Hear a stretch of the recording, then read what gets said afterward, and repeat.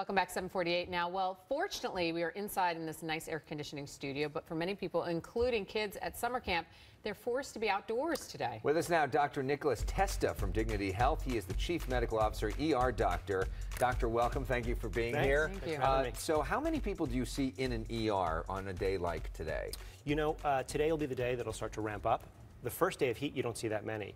But today, you'll start getting people coming in with some heat exhaustion and fatigue. Okay, so let's start with, there's different levels of heat exhaustion. I'm a mom. My kids in this kind of heat, and especially this kind of heat, get prickly heat. What is prickly heat? Because it's so irritating, and how can you help quell the pain? So prickly heat is a skin irritation. It's where sweat gets trapped under the clothes, in the skin folds, and blocks the pores, and you get a little infection there. So the best thing to do is get in from the heat and clean it off. Soap and water. Don't put any oil-based compounds over it. Really, it's just getting in from the heat, and a little bit of soap and water will do the trick. Take a shower and let them relax. Shower, Kids just itch, and they don't know what it is, and you get other little bumps. topicals like Benadryl or a little hydrocortisone cream can be helpful. Oh, wow. But the main thing is no oil-based stuff, and get in from the heat and soap and water. Okay. The most deadly one can be heat stroke, right?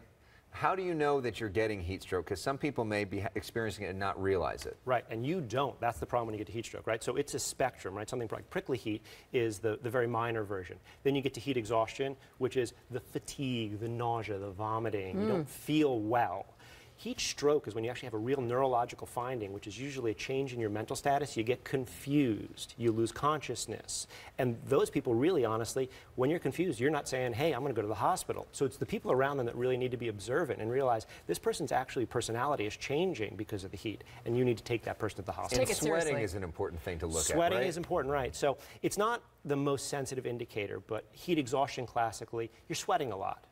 Once you get to heat stroke, it's supposed to be dry. You really stop sweating. I wouldn't use that as an indicator. Really look for changes in people's mental status. When they start getting confused, that's a sign that they're getting towards heat stroke. So when they have those kind of symptoms, should you just give them water instantly, put cold compresses and get them to the hospital? Cool and get them to the hospital, yeah. Okay. Another thing people love to do on days like today, which I would probably do, is take my kids to the pool. Yeah. So, you know, kids and people can become dehydrated in the pool? Yeah. So swimming is a great activity on a day like today, right? Keeps you cool. Keeps you cool. Running, not such a great activity, but swimming is a good one. It keeps you cool. But you do get dehydrated in the pool, right? So you get dehydrated because you're using a lot of you're doing a lot of activity, a lot of exercise, but you also have this hydrostatic pressure squeezing on your body.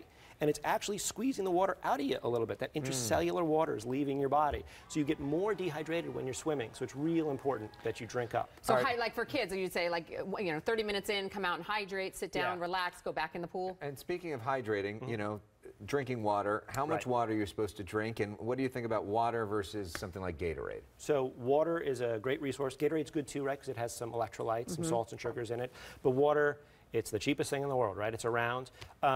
You should drink 6 to 8 glasses every day. That's about 2 liters. Most people on a regular day don't do even that. So let's just start with that. Wake up in the morning, drink 2 big glasses of water. That's a great starting point.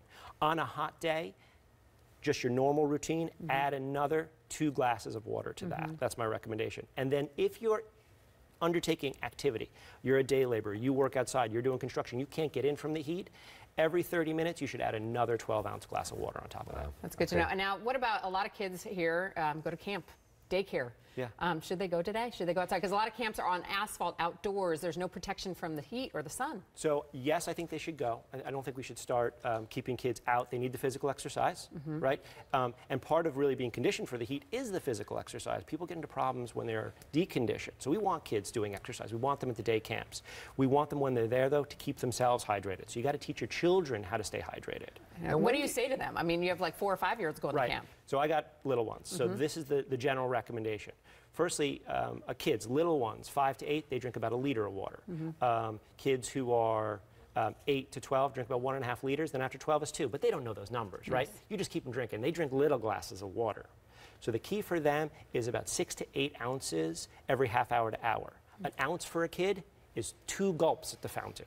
Got it. Okay, so they don't walk away from the fountain without like 10 gulps. Okay. Right, makes sense? 10 gulps of water at the fountain. Exactly. And does it make a difference, because we're going to have now multiple days of heat, does it get worse? Yeah. Like tomorrow, is it worse if you experience heat today? Coming back to your initial question, you were asking how many patients are we seeing? Yesterday, we don't really see that many cases because the first day isn't bad.